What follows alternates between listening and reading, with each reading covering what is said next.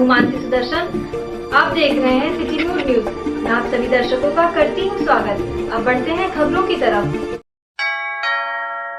नगर निगम अयोध्या ने नहीं की अलाव की व्यवस्था, लोग ठिठुरने पर मजबूर। मौसम के करवट लेने के बाद ठंडी हवाएं चलने से ठंड बढ़ गई, लेकिन नगर निगम अयोध्या ने अलाव की व्यवस्था नहीं की, जिससे गरीब ठेले वाले हैं और रिक्शा चालक मजदूरों को ठंड से ठिठुरने पर मजबूर होना पड़ रहा है। या तो वह अपनी लकड़ी की व्यवस्था कर अलाव जला रहे हैं, तो वही लोगों का कहना है कि नगर निगम अयोध्या ने कोई भी ठंड से बचाव की व्यवस्था नहीं की है। नगर निगम अयोध्या पर लोगों का गुस्सा है। उनका कहना है कि नगर निगम को लकवा मार गया है। क्या उनको दिखाई नहीं दे रहा है कि ठंड अपने शबाब पर है? पर नगर निगम ने किसी भी चौराहे पर ऐसी कोई व्यवस्था नहीं की जिससे गरीब ठंड से बच सके। आइए सुन लेते हैं अलाव की व्यवस्था ना होने पर अयोध्या के लोगों का क्या कुछ कहना है। बर्फीली हवाएं चल रही हैं और शहर में लोग जो है सुबह और शाम लकड़ी जला के तापते हैं और कुछ लोग यहाँ पर जो है आग से हाथों को सेक रहे हैं। आप लोग लकड़ी कहाँ से लाए? ये लकड़ी नगर पालिका की है क्या? नहीं, ये खरीद के लाते हैं। अच्छा, तो नगर पालिका वाले अभी गिराए नहीं लकड़ी, अलाव नहीं गिराया। अच्छा, ठंडक हो रही कि नहीं हो रही? ठंडक हो रही है। बहुत हो रही कि नॉर्मल है? नहीं, अभी बहुत हो रहा है। अच्छा, ठंडक बहुत हो रही सुबह और शाम। अच्छा, तो आप लोग लकड़ी खरीद के लाते हैं और जलाते हैं। तो कितना लकड़ी ले आते हैं? 15 किलो लाते 15 किलो रोज। अच्छा, पैसा अपने आप को देते हैं? पैसा मिला के लाते हैं। ये हमारे प्रशासन की व्यवस्था है, हमारे नगर निगम की व्यवस्था है। जल्दी से जल्दी जो है नगर निगम से मांग की जा रही है कि पूरे शहर में अलाव की व्यवस्था की जाए और जो है चौराहे चौराहे पर लकड़ियों का इंतजाम करके लकड़ी जलाई जाए, जिससे जो है अपने नगरवासी जो है इतने ठंडक में आग से अपने हाथों को सेकें और जो है ठंडक से बचाव करें, जिससे कोई बीमार ना हो। धन्यवाद। पहले की भांति जो है इस समय अभी अलाव की व्यवस्था नगर निगम द्वारा नहीं की गई है। इसमें आप क्या करना चाहते हैं इतने ठंडक में? नगर निगम प्रशासन को लकवा मार गया है, पूरी तरीके से लकवा मार गया है। गरीब बेचारे किसी तरीके से अपनी रोजी रोटी गुजार रहे हैं। आपके सामने प्रत्यक्ष गवाह है, ये लोग बैठे हैं। ये देखिए रोजी रोटी किस तरीके से रोजी रोटी बेचारे अपनी जीवन याचिका चला रहे हैं। रोजी रोटी किस तरीके से बेचारे अपना जीवन किसी तरीके से गुजार रहे हैं। आपके सामने ये प्रत्यक्ष गवाह है। लोग देख रहे हैं किस तरीके से धंधा पानी चौपट है, किसी तरीके से 2 वक्त की रोटी चला रहे हैं। उसी में लोग ये लकड़ी मंगाए हुए हैं अपने पैसे से लकड़ी। मतलब ये इस तरीके से नगर निगम के जो भी अधिकारी हैं इधर से गुजरते हैं, इसी रोड से अयोध्या जाते हैं, अयोध्या से लौटते हैं, आग बंद करके जाते हैं, आग बंद करके चले आते हैं। और उसके बाद ये दशा है। देख रहे हैं ये 5-6 लोग बैठे हुए हैं, अपने पैसे से ये लोग जो है लकड़ी मंगाए हैं और ये ताप रहे हैं। अच्छा, इनकी रोज की दिनचर्या है लकड़ी मंगा के? ये रोज की दिनचर्या है, अपने पैसे से लोग मंगाते हैं और ये अपने एक ही चौराहे का ये हाल नहीं है। ये यहाँ पे जितने भी चौराहे आप यहाँ हमारे ख्याल से जो मेरा जो अनुमान है, ये गन्ने नाले से लेकर के और एक गुलाब पानी तक में ये कम से कम 4-5 चौराहे हैं। ये 4-5 चौराहों का यही हाल है। यहाँ पर जो भी चौराहे हैं ये यहाँ पर अपने ही पैसे से लोग लकड़ी मंगाते हैं और ताप रहे हैं। यहाँ आँख बंद करके आया जाता है, जितने भी अधिकारी हैं आँख बंद करके चले जाया जाता है। हो सकता है अभी नगर निगम से आदेश ना हुआ अलाव गिराने के। अब आदेश की क्या ज़रूरत है? इसमें तो आम जनता के लिए आप अधिकारी हैं ना, इसमें आदेश की क्या ज़रूरत है? इसमें आदेश की क्या ज़रूरत है? अब आम जनता को आपको ठंडी नहीं लग रही है क्या? अरे आपको ठंडी नहीं लग रही है क्या? जनता जब मरेगी तब आपको आदेश की ज़रूरत है। आप तो सरकार जो जनता के लिए है, जनता ने आपको बनाया है, तो जनता की कष्टों या तकलीफ या परेशानियों को आपको समझना चाहिए, है ना? तो जब जनता की तकलीफ आपकी तकलीफ है। सरकार केवल पेपर में है और मीडिया में है। आप जो है आप गरीबों की सरकार नहीं है। सरकार जो है ये गरीबों की सरकार नहीं है, गरीबों मजदूर सरकार नहीं है। सरकार से जब जनता पूरी तरीके से ऊब ये आपके सामने प्रत्यक्ष गवाह है और इसी तरीके से सारे चौराहा ये गवाही दे रहे हैं।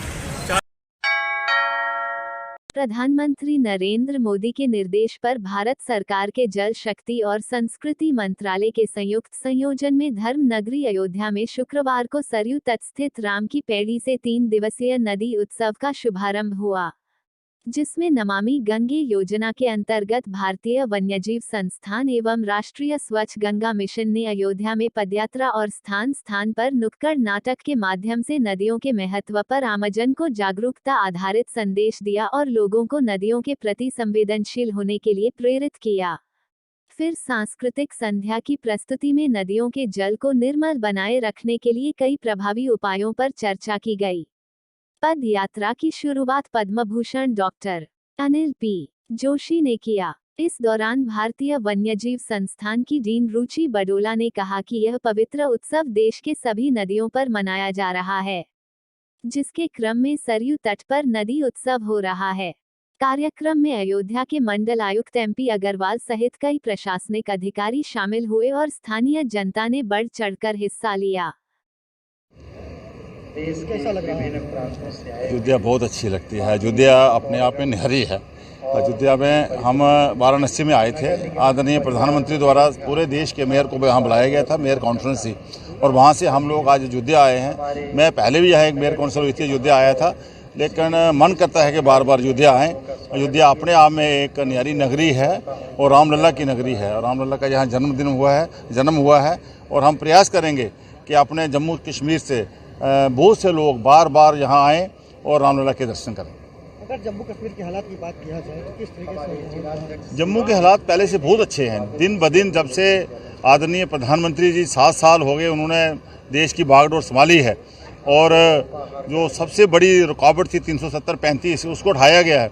जब से वो हटाई गई है, देश तो 15 अगस्त 1947 को आज़ाद हुआ था, लेकिन हमारा जम्मू कश्मीर 5 अगस्त 2019 को आज़ाद हुआ है। उसके बाद बहुत सा विकास हो रहा है, लोग अपने आप को बड़ा सुरक्षित मान रहे हैं, देश के लोग भी वहाँ आते जाते हैं। अब जम्मू कश्मीर का सबको आना चाहिए, जैसे हम लोग अयोध्या आते हैं, जम्मू कश्मीर भी एक बार अपनी आंखों से देखना चाहिए। जिस तरह यहाँ है जिस तरह वहाँ है, कोई किसी चीज़ की बात अब नहीं है। इतनी डेवलपमेंट हो रही है कि जितनी हम लोग सोच नहीं सकते। क्या जम्मू कश्मीर से आप लोगों का आह्वान करेंगे यहाँ आने के लिए? हम जाने से अपने जितने भी काउंसलर हैं उनको लेकर या अपने लोगों को लेकर बार बार अयोध्या आएंगे, बार बार अयोध्या आएंगे। क्या नाम है? Chandramohan Gupta, mayor Jammu municipal corporation. Thank you sir.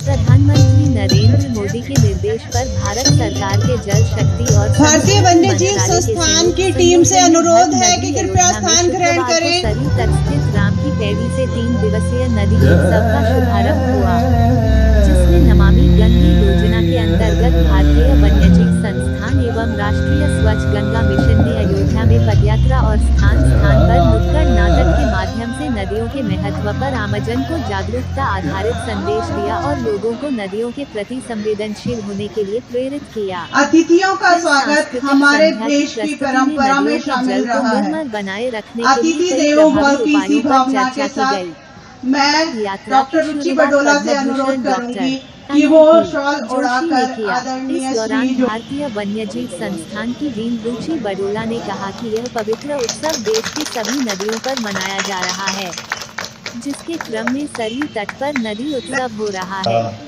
कार्यक्रम में अयोध्या के मंडल आयुक्त MP अग्रवाल सहित कई प्रशासनिक अधिकारी शामिल हुए और स्थानीय जनता ने बढ़ चढ़कर हिस्सा लिया। देखिए, आपको जैसे पता होगा कि भारत सरकार ने जल शक्ति मंत्रालय और मिनिस्ट्री ऑफ कल्चर के साथ मिलकर नदी उत्सव का आह्वान किया है। तो नदी उत्सव का मतलब ये है कि हमें नदियों को सेलिब्रेट करना है, और नदियों की जो हमारे जीवन में, जो हमारे आर्थिक स्थिति में, या जो भी योगदान है हमारे इतिहास में, हमारे जीवन में, उसको हमको आगे लाना है और लोगों के अंदर ये जागरूकता लानी है कि नदियों को बचाना अति आवश्यक है। तो उसी के चलते भारतीय वन्यजीव संस्थान को जो राष्ट्रीय स्वच्छ गंगा मिशन ने एक प्रोजेक्ट दिया है, जिसमें कि गंगा और इसकी सहायक नदियों की जो जलीय जीव है, इनके बचाव का कार्य, इनके ऊपर सर्वे करना, इनके ऊपर साइंटिफिक स्टडी करना, वो कार्य हम लोग कर रहे हैं। उसके साथ साथ इस योजना का एक मुख्य जो लक्ष्य है वो ये भी है कि जन समुदाय को नदियों के और जलीय जीवों के संरक्षण में जोड़ना है। तो जैसा कि आप जानते ही हैं कि सरयू नदी तो हमारे परंपरा के अनुसार, हमारे इतिहास के अनुसार, हमारे धर्म के अनुसार एक बहुत ही इम्पोर्टेंट और बहुत ही मतलब पवित्र नदी मानी जाती है। तो हमें लगा कि सरयू नदी के आसपास रहने वाले जो जनमानस है, इन लोगों को कैसे जागरूक करा जाए कि इस नदी को हमें बचाना है, यहाँ पे कोई भी गंदगी भी नहीं डालनी है, नदी की अविरलता और निर्मलता दोनों को बनाए रखना है। तो उसके लिए हमने ये पदयात्रा कर रहे हैं, 3 दिवसीय पदयात्रा है और इसमें हमारे साथ आदरणीय पद्म भूषण डॉक्टर अनिल जोशी जो हैं वो इस पदयात्रा का शुभारंभ करेंगे और आज वो पदयात्रा में हमारे साथ चलेंगे। उसके अलावा यहाँ पर जैसे आप देख रहे हैं बॉय स्काउट्स हैं, वन विभाग है और ये डिस्ट्रिक्ट के जो उच्च अधिकारी हैं, जो डीएम हैं या नगर आयुक्त हैं, सभी लोग जुड़े हुए हैं और उसके अलावा जो आसपास के ग्रामीण क्षेत्र हैं वहाँ के काफ़ी लोग हमारे साथ इस पदयात्रा में सम्मिलित होंगे।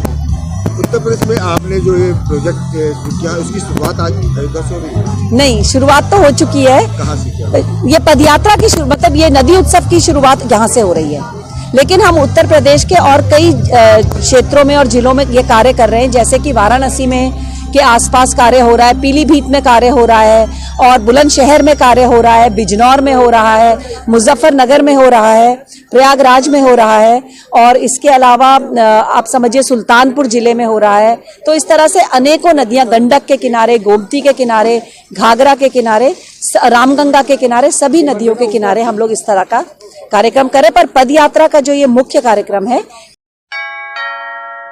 अयोध्या में पहले बीजेपी शासित राज्य के मुख्यमंत्री और अब कई दर्जन महापौर रामलला के दर्शन के साथ साथ राम मंदिर निर्माण कार्य की प्रगति और अयोध्या डेवलपमेंट देखने आए। इसको लेकर समाजवादी पार्टी के पूर्व राज्य मंत्री व अयोध्या से विधायक रह चुके तेज नारायण पांडे पवन ने तंज कसा है। पवन पांडे का कहना है कि पूर्व मुख्यमंत्री अखिलेश यादव ने प्रदेश को विकास के रास्ते पर ले जाने का काम किया था, लेकिन सीएम योगी आदित्यनाथ प्रदेश के विनाश के रास्ते पर ले गए। आज प्रदेश में अराजकता और भ्रष्टाचार का बोलबाला है। ऐसे में जब चुनाव का वक्त नजदीक आ गया है और बीजेपी सरकार को लग रहा है कि अब सपा की सरकार आने वाली है, तो कई राज्यों के मुख्यमंत्री व कई दर्जन मेयर यह बताने आए हैं कि सीएम योगी आदित्यनाथ ने कोई कार्य नहीं किया है। बीजेपी के लोग परेशान हैं। यह धर्म के नाम पर रोटी सेक रहे हैं। हालांकि अयोध्या में किसी को आने जाने पर कोई रोक नहीं है। को इस चुनाव में अपनी ब्रांडिंग रूप में पेश करना चाह रही है, क्या कहेंगे इस पे आप? मैं आपकी बात से पूरी तरह सहमत हूं, क्योंकि 2017 से लेकर और आज की डेट तक उत्तर प्रदेश को जो विकास के रास्ते पर ले जाने का काम पूर्व मुख्यमंत्री आदरणीय अखिलेश जी ने किया था, उस रास्ते से हटाकर विनाश के रास्ते पर ले जाने का काम उत्तर प्रदेश के वर्तमान मुख्यमंत्री और भारतीय जनता पार्टी के मुख्यमंत्री योगी आदित्यनाथ जी ने किया है। आज पूरा उत्तर प्रदेश अराजकता, गुंडाराज, भ्रष्टाचार, भूख, बेबसी, लाचारी की भट्टी में योगी आदित्यनाथ की सरकार ने झोंक दिया है। और आज जब चुनाव का समय है, चुनाव होने जा रहा है, 15-20 दिन बाद उत्तर प्रदेश में आचार संहिता लगने जा रही है और जब योगी आदित्यनाथ और पूरी भारतीय जनता पार्टी को दिखाई पड़ रहा है कि हमारा सुपड़ा साफ होने जा रहा है, उनकी जमानत जब्त होने जा रही है, समाजवादी पार्टी की सरकार आने जा रही है, अखिलेश यादव जी मुख्यमंत्री बनने जा रहे हैं, तो ये कई राज्यों के मुख्यमंत्री और कई दर्जन मेयर ये बताने आ रहे हैं अयोध्या कि योगी जी ने कुछ नहीं किया है और समाजवादी पार्टी की सरकार बन रही है। ये लोग बहुत परेशान हैं, क्या बताएं, बताने के लिए योगी जी के पास कोई काम है नहीं, तो इसी सब बहाने अपनी राजनीति के धर्म के नाम पे जो इनका कारोबार है, जो ये धर्म के नाम पे राजनीति की रोटी सेकते हैं, वही प्रक्रिया जारी है। लेकिन जनता ये जान चुकी है, भय, भूख, भ्रष्टाचार, बेबसी, लाचारी, नौजवानों के हाथों में कटोरा, किसानों की आय दुगनी करने की बात कह के उनको कटोरा थमा दिया, भुखमरी के कगार पर ले आए। तो पूरा उत्तर प्रदेश ने जो तकलीफें झेली हैं इन 5 सालों में, उन तकलीफों को जनता इस बार दूर करेगी और भारतीय जनता पार्टी को, सरकार को हटाएगी। बाकी ये मेयर और मुख्यमंत्री भी जो आ रहे हैं, ये भाजपा की दुर्दशा को देख करके निश्चित रूप से बहुत चिंतित होंगे, लेकिन बोल भले नहीं पा रहे होंगे क्योंकि भाजपा का मुख्यमंत्री उत्तर प्रदेश का है। और निश्चित रूप से बाकी कोई आए, दर्शन करे, आया जाए, उसमें कोई टैक्स नहीं है, आने जाने पर कोई रोक नहीं है। अयोध्या में राम जन्मभूमि तीर्थ क्षेत्र ट्रस्ट के अध्यक्ष महंत नृत्य गोपाल दास ने राम जन्मभूमि परिसर में राम मंदिर निर्माण कार्य की प्रगति का निरीक्षण किया है। रामलला का दर्शन किया है। रामलला की आरती में शामिल हुए। महंत नृत्य गोपाल दास 5 अगस्त 2020 प्रधानमंत्री नरेंद्र मोदी के हाथों राम मंदिर निर्माण कार्य की आधारशिला रखने के कार्यक्रम के बाद आज राम जन्मभूमि परिसर पहुंचे हैं। पिछले 1 वर्ष से ट्रस्ट अध्यक्ष महंत नृत्य गोपाल दास अस्वस्थ चल रहे थे। वह 2020 में कोरोना संक्रमण से पीड़ित थे। वह अपने स्थान मणिराम दास छावनी में स्वास्थ्य लाभ ले रहे थे।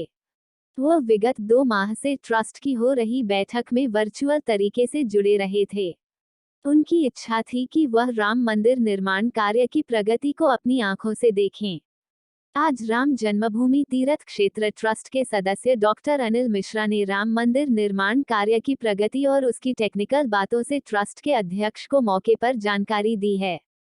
विहिप प्रवक्ता शरद शर्मा का कहना है कि महंत नृत्य गोपाल दास 17 माह बाद रामलला के स्थान पहुंचे हैं। आज उन्होंने रामलला के चरणों में हाजिरी लगाई है। उन्होंने निर्माण कार्य को देखकर संतुष्टि जाहिर किया है। उनका कहना है कि पीएम नरेंद्र मोदी व सीएम योगी आदित्यनाथ के रहते देश की मूल समस्या का समाधान होगा। 2019 में राम मंदिर पर फैसला आया और आज राम मंदिर का निर्माण हो रहा है। अब समय नजदीक आ रहा है कि रामलला अपने मूल स्थान पर विराजेंगे, जहां हजारों की संख्या में राम भक्त रामलला दर्शन प्राप्त करेंगे। अब अंदर की देखें क्या बातें हुई। 5 अगस्त 2020 भूमि पूजन के दौरान महाराज जी यहाँ पर पधारे थे। देश के आदरणीय प्रधानमंत्री नरेंद्र मोदी जी के साथ मंच पर विराजमान थे और साधु संत यहाँ पर पूरे देश भर के पधारे हुए थे, उनके बीच में थे। उस दौरान उनका स्वास्थ्य रात्र में गड़बड़ हुआ। रात में क्या गड़बड़ हुआ, जब वहाँ गए वृंदावन तब गड़बड़ हुआ। और उसके बाद जो है अब 17 महीने बीत चुके हैं। महाराज जी विगत 1 वर्षों से लगातार अस्वस्थ चल रहे थे और स्वास्थ्य ठीक नहीं था। इस कारण से जो है वह रामलला के दरबार में, रामलला के चरणों में अपनी हाजिरी नहीं लगा पा रहे थे। लेकिन जब वह स्वस्थ हुए धीरे धीरे तो उन्होंने ट्रस्ट की जो बैठकें वर्चुअल चल रही थी उस बैठकों में भी भाग लिया वर्चुअल।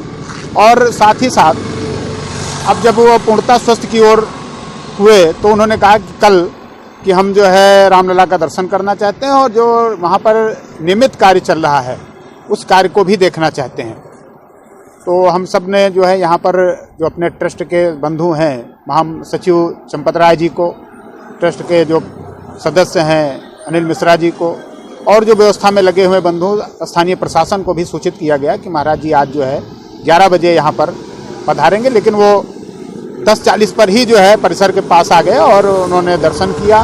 दर्शन के उपरांत जो है जो निर्माण कार्य चल रहा है उससे वो संतुष्ट दिखे और उन्होंने कहा कि इस देश में योगी और मोदी के रहते हुए हमने पूर्व में भी कहा था कि शीघ्र से शीघ्र उन समस्याओं का समाधान हो जाएगा जो भारत की मूल समस्या है, जिसमें श्री राम जन्मभूमि बहुत बड़ी समस्या है, जिसका निदान होगा, निराकरण होगा। और वह आज हो गया। 2019 में निर्णय आया, उसके पश्चात जो है मंदिर निर्माण का मार्ग प्रशस्त हो गया। आज जो है मंदिर निर्माण की गति जो है वह तीव्र हो गई है और शीघ्र ही रामलला अपने स्थान पर विराजमान हो जाएंगे गर्भगृह में और जगमोहन में हजारों की संख्या में लोग दर्शन करने के लिए पधारेंगे, खड़े होंगे। अयोध्या की थाना महाराजगंज पुलिस ने चोरी की घटना को अंजाम देने वाले 3 शातिर अभियुक्तों को गिरफ्तार किया है। पुलिस ने गिरफ्तार किए गए अभियुक्तों के कब्जे से चोरी का 27,000 रुपये नकद व लगभग 6 से 7 लाख रुपए के कीमती जेवरात भी बरामद किए हैं। इस पूरे मामला खुलासा करते हुए एसएसपी शैलेश पांडे ने बताया कि थाना महाराजगंज पुलिस की टीम ने मुखबिर की सूचना पर कार्यवाही करते हुए चोरी की घटना में शामिल सचिन यादव पुत्र दयाराम यादव, गोलू उर्फ अनूप सिंह पुत्र अमरनाथ सिंह व दीपू उर्फ दीपक पुत्र हितलाल को दशरथ समाधि जाने वाले मार्ग पर स्थित बंदा तिराहा के पास से गिरफ्तार कर लिया है। वहीं एसएसपी बताया कि पुलिस ने उनके कब्जे से लूट के 3,27,000 रुपये नकद व 6 व 7 लाख रुपए की कीमत के जेवरात बरामद कर लिया है। एसएसपी ने बताया कि गिरफ्तार बंद घर में चोरी की घटना कारित की गई थी कुछ अपराधियों द्वारा। दिन में ही जब मकान में रहने वाले लोग घर से बाहर थे तभी इस घटना को अंजाम दिया गया।